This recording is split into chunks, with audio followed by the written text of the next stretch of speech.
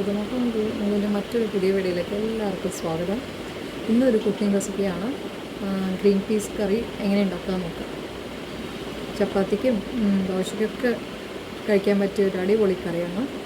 അപ്പോൾ നമുക്ക് വീഡിയോയിലോട്ട് പോയാലോ. അതിനാവശ്യമായ സാധനം നമ്മൾ 1 കപ്പ് ഗ്രീൻ പീസ് കുതിർത്ത് മാറ്റി വെച്ചതാണ് കേട്ടോ. ഇത് സോക്ക് ചെയ്ത് വെച്ചതാണ്. അതിനി വേവിക്കാനായിട്ട് വെക്കാം.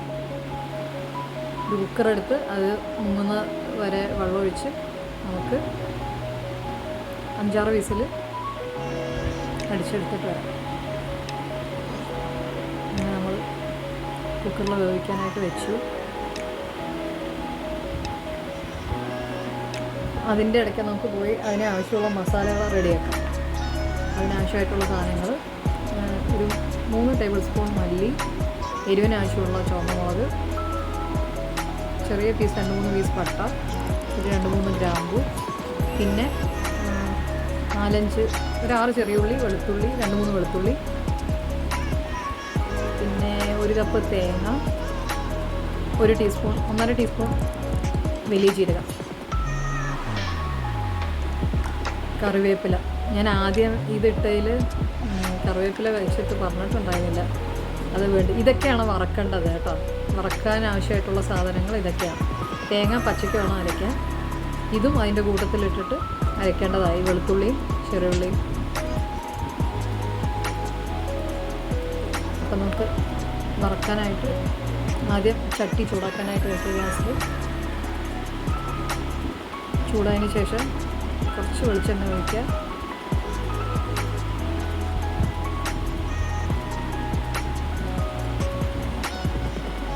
മല്ലിയും മുളക് നമ്മൾ മാറ്റി വെച്ചില്ലേ, കറിവേപ്പില, പട്ട, ഗ്രാമ്പു, ഇത് മാത്രം എണ്ണയിലിട്ടിട്ട് നല്ലപോലെ വറുത്തെടുക്കുക. അതിൻ്റെ റോ സ്മെല്ലൊക്കെ പോകുന്നവരെ വറുത്തെടുക്കുക. കറിവേപ്പില ഇട്ടുക.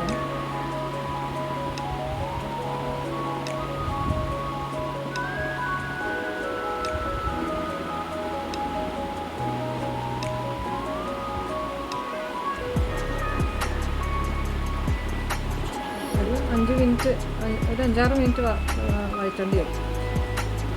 അതിൻ്റെ ഇടയിൽ നമുക്ക് 2 സവോള, 2 തക്കാളി അരിഞ്ഞ് വയ്ക്കാം. നമ്മൾ ആ വറുത്ത സാധനം ആറിയിട്ടുണ്ട്.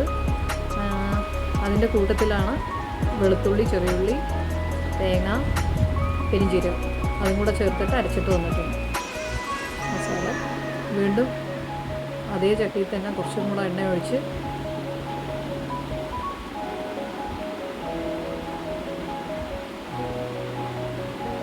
ചൂടായിട്ടുണ്ട്. നമുക്കതിൽ നമ്മൾ മാറ്റി വെച്ച 2 സവോളയില്ലേ, അത് അരിഞ്ഞത് ഇട്ട് കൊടുക്കും. നമുക്ക് നല്ലപോലെ വഴറ്റിയെടുക്കും. ഒരുപാട് ഗോൾഡൻ ബ്രൗൺ ഒന്നും ആവണ്ട, പക്ഷെ എന്നാലും കുറച്ച് എന്താ പറയുക, സോട്ട് ചെയ്തെടുക്കാനുണ്ട് സവോള.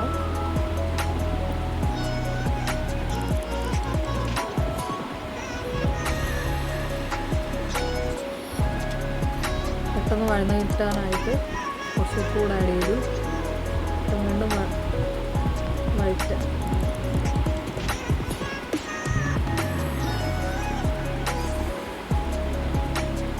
വഴന്ന് കിട്ടിയിട്ടുണ്ട്. നമ്മൾ അരച്ച് മാറ്റി വെച്ച ആ മസാല അതിലിട്ട് കൊടുക്കുക.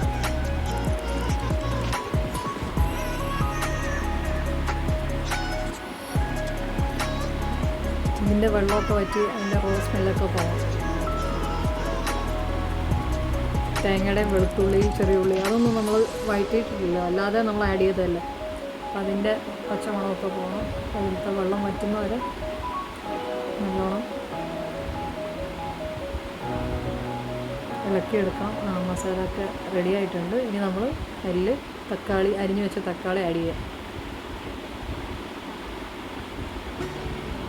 വീണ്ടും നല്ലപോലെ വഴറ്റിയതിന് ശേഷം നമ്മൾ ആ മസാല മാറ്റി വെച്ചില്ലേ, അതിൽ കുറച്ച് വെള്ളം ഒഴിച്ചിട്ട് വീണ്ടും തിളപ്പിക്കാൻ വെച്ചിരിക്കുക. ഈ സമയത്ത് കുറച്ച് 1/4 ടീസ്പൂൺ മഞ്ഞൾപ്പൊടി, പിന്നെ ആവശ്യത്തിന് ഉപ്പും കൂടി ഇട്ടിട്ട് വീണ്ടും തിളപ്പിക്കാനായിട്ട് വെച്ചിട്ടുണ്ട്. തക്കാളി ഒന്ന് വെന്തുടഞ്ഞ് കഴിയുമ്പോൾ നമ്മൾ വേവിച്ച് വെച്ച ഗ്രീൻ പീസും കൂടെ നമുക്ക് ആഡ് ചെയ്യാം. തക്കാളി ഒന്ന് വേവുന്ന വരെ വെയിറ്റ് ചെയ്യാം കേട്ടോ. അതുമായിട്ട് അപ്പോൾ അതാ നമ്മൾ വേവിച്ച് വെച്ച ഗ്രീൻ പീസ് ഇനി അതിലോട്ട് ആഡ് ചെയ്യാൻ പോകും. അതിൽ ആഡ് ചെയ്തിട്ടുണ്ട്. പിന്നെ നമുക്ക് ആ ഗ്രീൻ പീസ് വേവിച്ചേൽത്ത വെള്ളവും കൂടെ ഞാൻ കുറച്ച് കൂടെ ആഡ് ചെയ്തു. പിന്നെ നിങ്ങൾക്ക് ഗ്രേവിക്ക് അനുസരിച്ചിട്ടുള്ള വെള്ളം വേറെ ആഡ് ചെയ്യണമെന്നുണ്ടെങ്കിൽ ആഡ് ചെയ്യാം. അങ്ങനെ ഈ സമയത്ത് ഉപ്പും കാര്യങ്ങളൊക്കെ വീണ്ടും ചെക്ക് ചെയ്യുക വെള്ളം ഒഴിച്ചതിന് ശേഷം.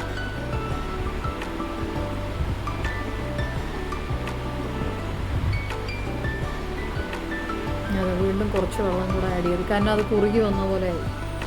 നമ്മൾ ചപ്പാത്തിക്ക് കുറച്ച് ഗ്രേവി വേണ്ട. വീണ്ടും തിളപ്പിക്കാൻ വെക്കുക.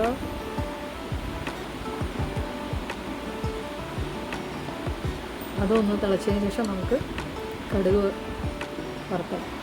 വറുത്തിടാൻ ആവശ്യമായിട്ട് ആദ്യം കുറച്ച് പാൻ വെച്ച് കുറച്ച് വെളിച്ചെണ്ണ ഒഴിച്ചു, കടുകിട്ടു.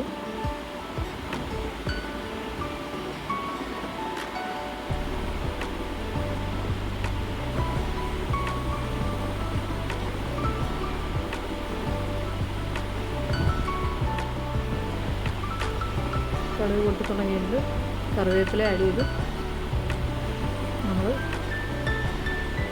റെഡിയാക്കി വെച്ച ഗ്രീൻ പീസിൽ വറുത്ത് കൂട്ടി. ഞാൻ അതിൻ്റെ ഇടയിൽ പറയാൻ വിട്ടുപോയി, മല്ലിയിലയും കൂടെ അരിഞ്ഞിടണം കേട്ടോ. നല്ല ടേസ്റ്റി സിമ്പിൾ ഗ്രീൻ പീസ് കറി റെഡി ആയിട്ടുണ്ട്. എല്ലാവരും ഒന്ന് ട്രൈ ചെയ്ത് നോക്കണം. ചപ്പാത്തിക്കും ദോശയ്ക്കൊക്കെ അടിപൊളിയായിരിക്കും. പുതിയതായിട്ട് കാണുന്ന കൂട്ടുകാരെന്നുണ്ടെങ്കിൽ സബ്സ്ക്രൈബ് ചെയ്ത് സപ്പോർട്ട് ചെയ്യണേ. ഹൈപ്പ് അടിക്കാൻ പറ്റുന്ന കൂട്ടുകാരുണ്ടെങ്കിൽ ഹൈപ്പ് അടിക്കൂ. പുതിയൊരു വീഡിയോ ആയിട്ട് വരുന്നവരേക്കും ബൈ ബൈ. ചപ്പാത്തിയുടെ കൂടെ കഴിക്കാൻ അടിപൊളിയാണ്. Thanks for watching.